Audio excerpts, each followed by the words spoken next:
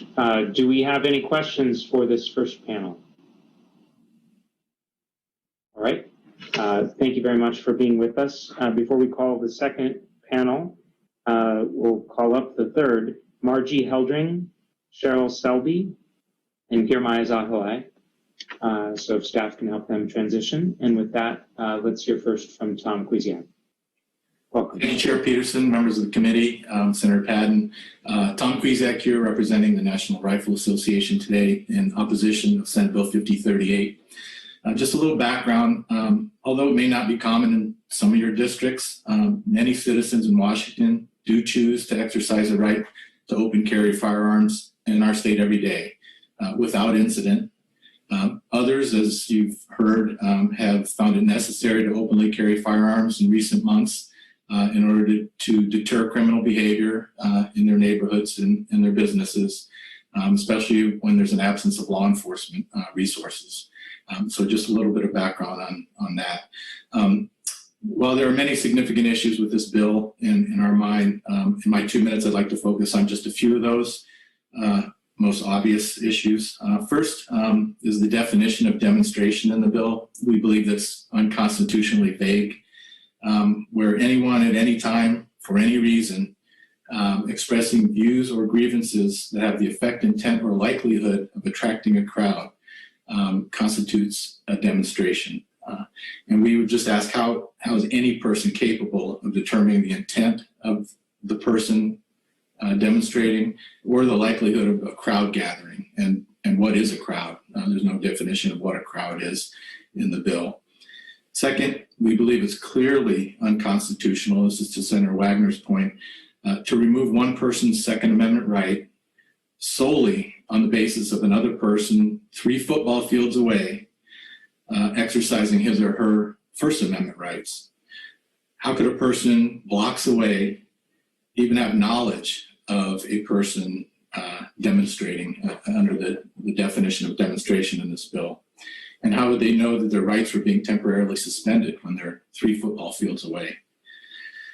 Third, the enforcement of this proposed new law is ripe for selective enforcement at best and abuse at worst.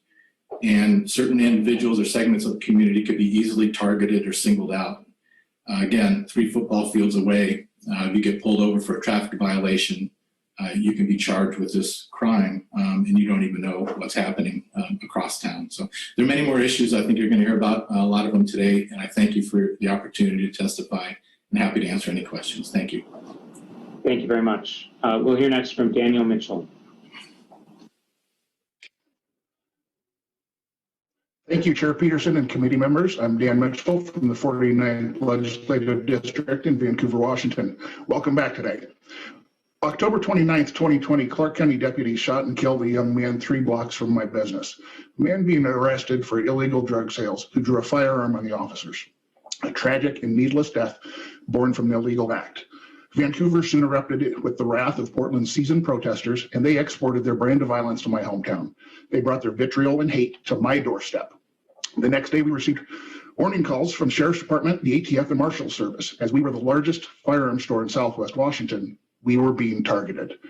That night, thousands descended upon my neighborhood. The police were completely absent. Hours passed, the protesters marched, assaulting people, setting fires, smashing windows, and trapping bystanders in their violent conflagration. We stood guard outside of our business with 0 police presence. 2,000 firearms stowed behind steel cages and concrete walls. Violence everywhere. This went on for weeks, each night preparing for the worst. When violent protest arrived at our doorstep, this law would criminalize us for defending our property and honestly for defending the lives of many others if my location was breached. We watched as other businesses were attacked and destroyed with 0 police protection. The endless cycle of these mostly peaceful protests and violence stemming from them must be stopped. We all agree it must be stopped. We must enforce and prosecute those breaking the law. Cities have created a culture that now accepts violent protest and allows it to grow. Those poor leadership decisions do not undermine our civil rights, like taking to the Capitol steps to protest or rally, and yes, often causing some discomfort. This bill has serious legal flaws. It chooses the type of expression and assembly allowed. It redefines open carry in conflict with existing state concealed carry laws. It reeks of inequity. More seriously, it begs the question, If we're doing such a marvelous policy job, why are there so many angry people outside? Thank you very much. Thank you. Well done on the 2 minutes. Chip Schmitz next.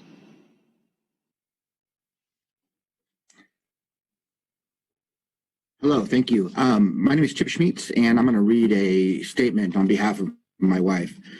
Hello, my name is Terry Wilson. I own a boutique in Vancouver. My boutique is located adjacent to Esther Short Park. This park has become a hub for protesters and riots. On October 31st, I watched as the Starbucks next door to my boutique had its windows and doors broken out. In the 19 days that followed, I watched as several other businesses surrounding my boutique were subject to broken windows and other forms of vandalism during these riots. This was all happening right in front of my store, and I was terrified that they would destroy my boutique, and there's no way I could absorb losses from vandalism and looting. My shop is my lifeline, it's my livelihood and my security. Without it, I wouldn't be able to support myself or my family. I'm certain that the only thing that kept my boutique from being vandalized or destroyed during these 19 days of destructive riots was because it was being guarded by a group of armed citizens. Without being one able to openly carry firearms, it wouldn't have been able to show a defense.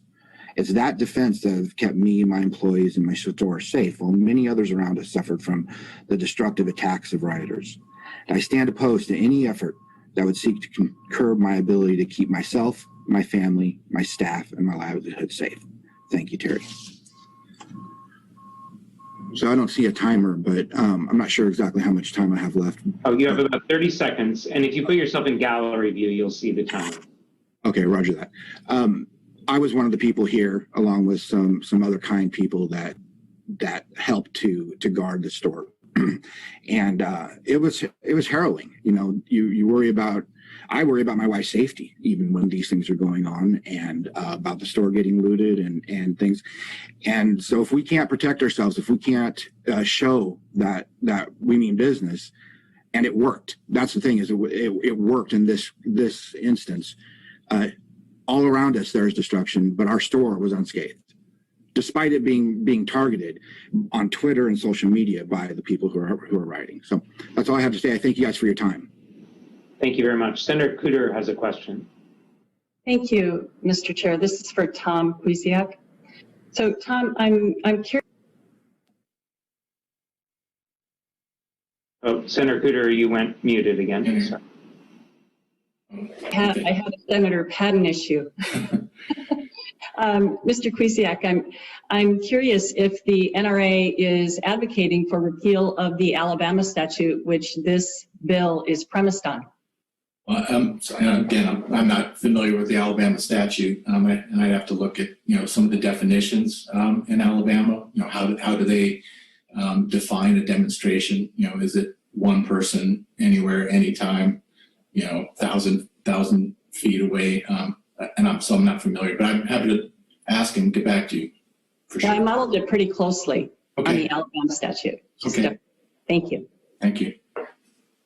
All right, thank you. Do members of the committee have any other questions for this panel before we let them go? Senator Holy.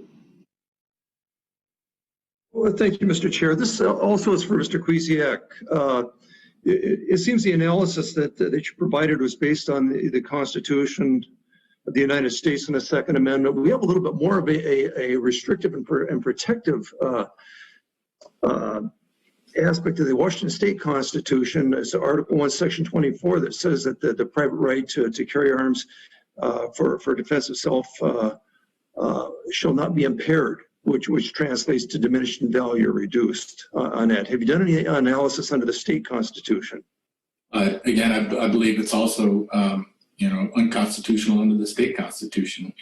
Certainly, it certainly is an impairment if you are deprived of your rights, particularly when you have no notice. Again, in the city of Seattle, draw a 1,000-foot circle around any certain point in Seattle, and you're blocks away. There's no way you could even have knowledge of one of these protests. They spring up all the time, recently especially, and there's no way you could know. You could be in the grocery store and you walk out, and all of a sudden, you're breaking the law.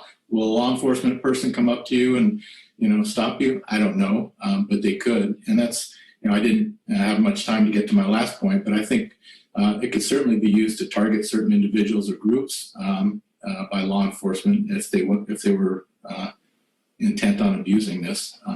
So I don't know if that answers your question. I hope so, Senator. All right. Thank you very much.